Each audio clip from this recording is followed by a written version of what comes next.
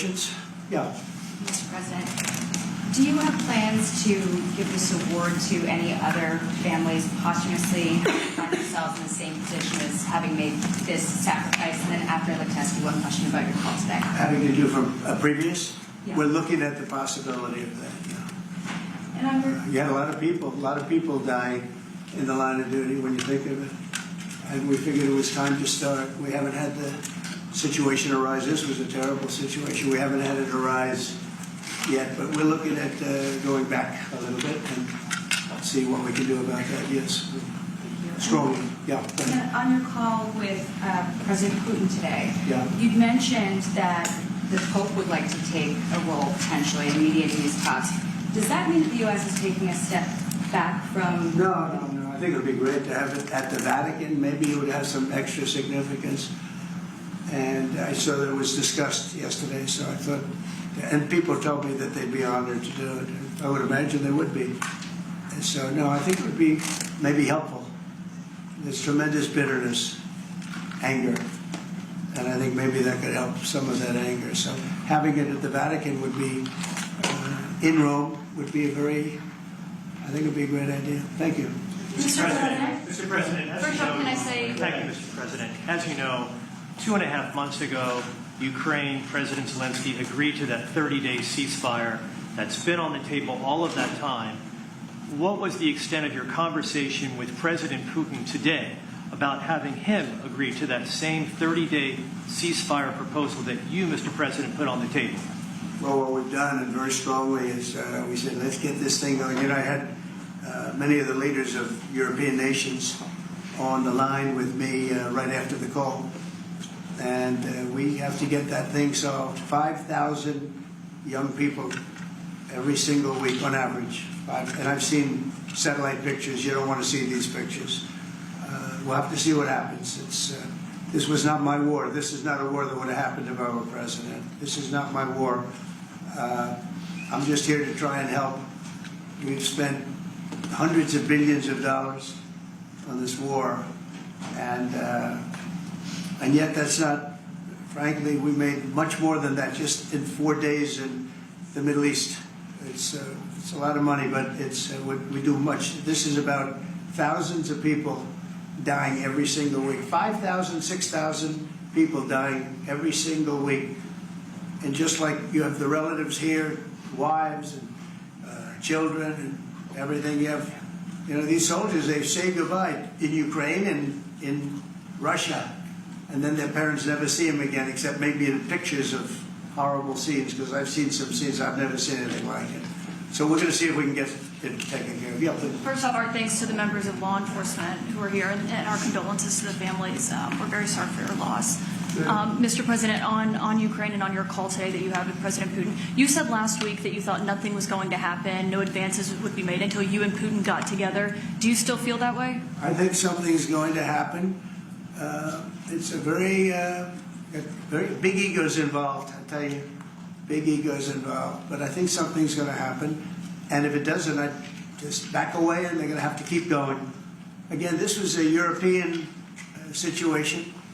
It should have remained a European situation.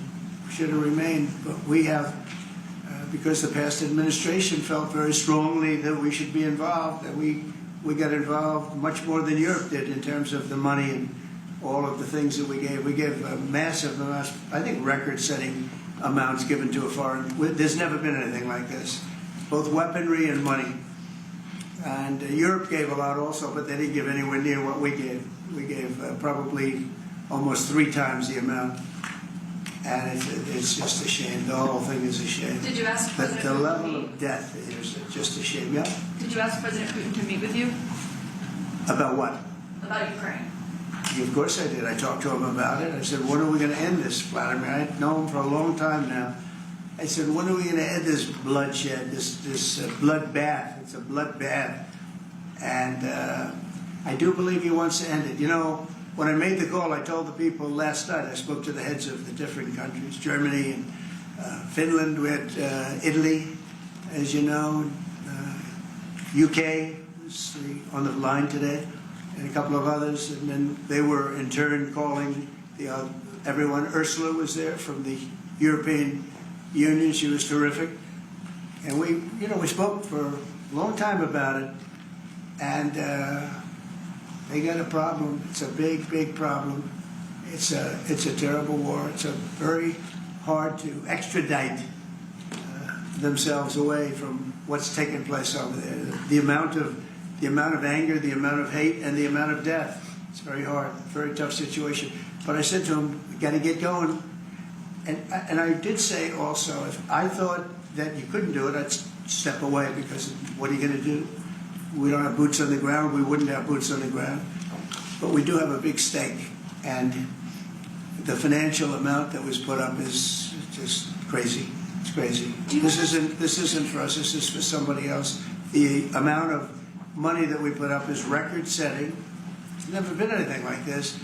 And that includes weapons. Never been anything like this yet, please. Mr. President, on the medal, how far back do you intend to look to consider for the recipients? And then on your call today, if Putin ultimately proves to be the obstacle to peace, is further arming Ukraine on the table at that point?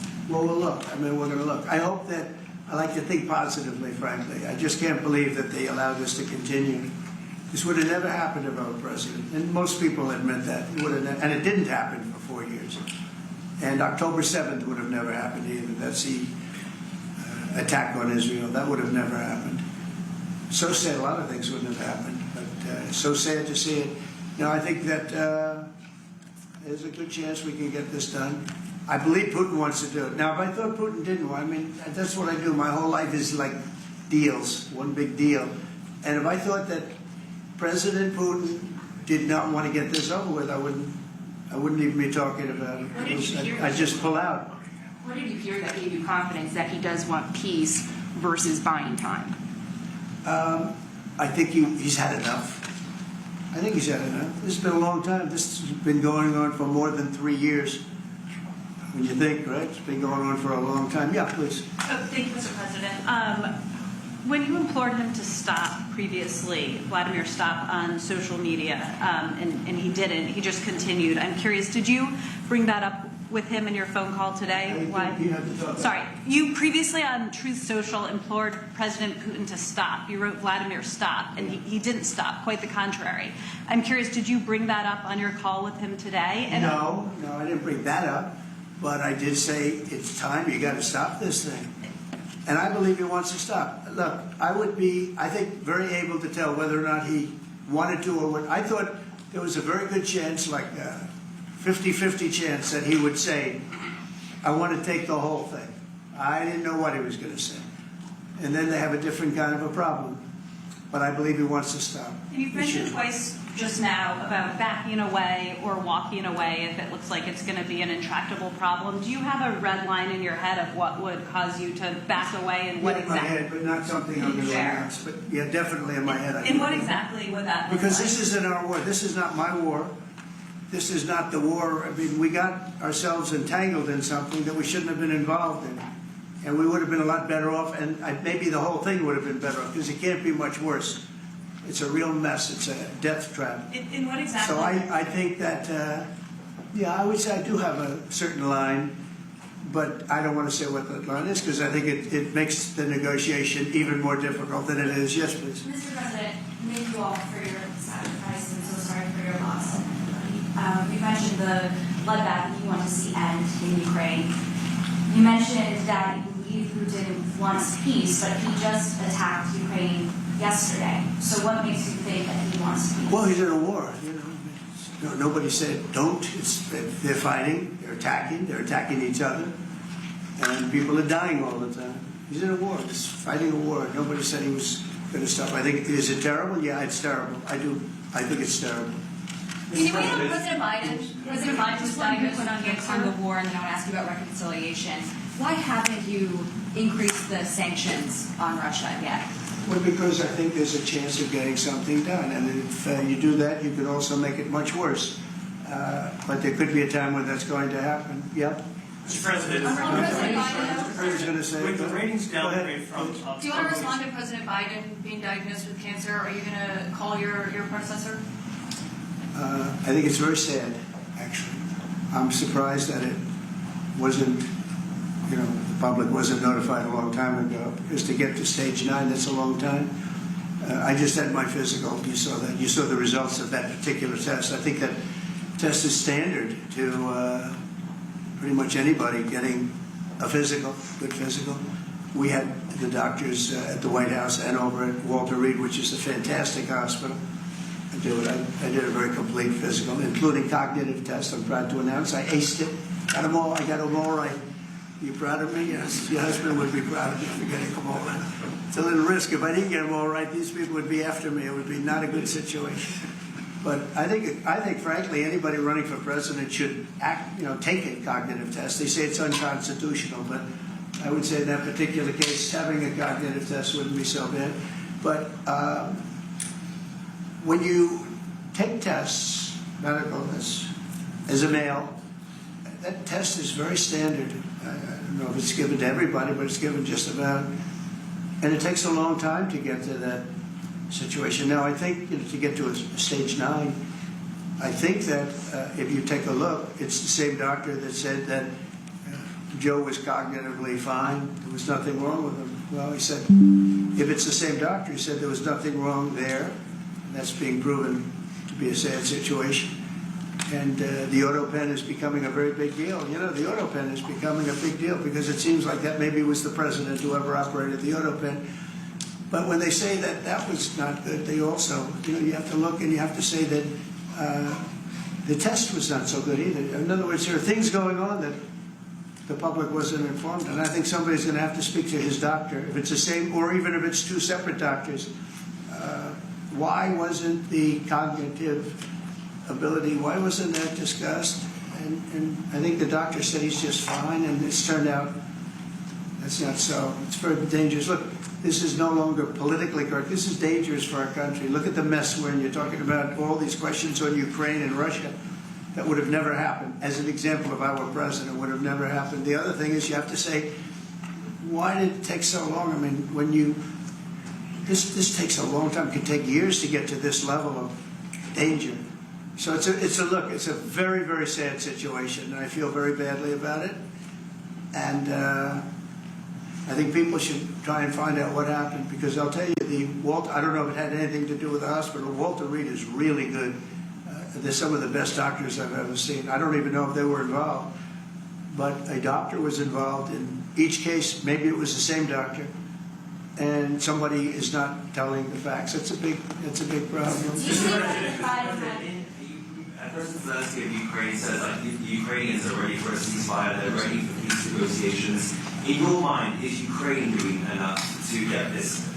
I'd rather tell you in about 2 weeks from now, because I can't say yes or no. I think, look, he's a strong person. Zelensky is a strong guy, and he's not the easiest person to deal with. But I think that he wants to stop.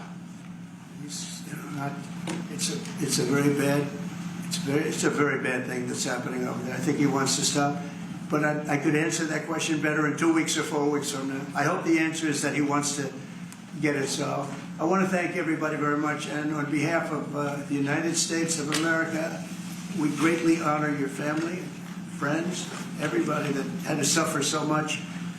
But you have some 3 great men that are looking down on you, and they're very proud right now.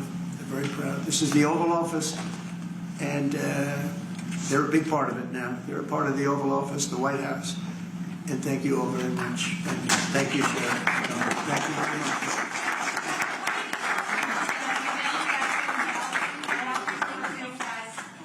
Mr. President, what are you going to tell Republicans tomorrow on the Hill? Thank you all. Please, guys, step right out this way. Come forward. So, guys, thank you, guys. Mr. President,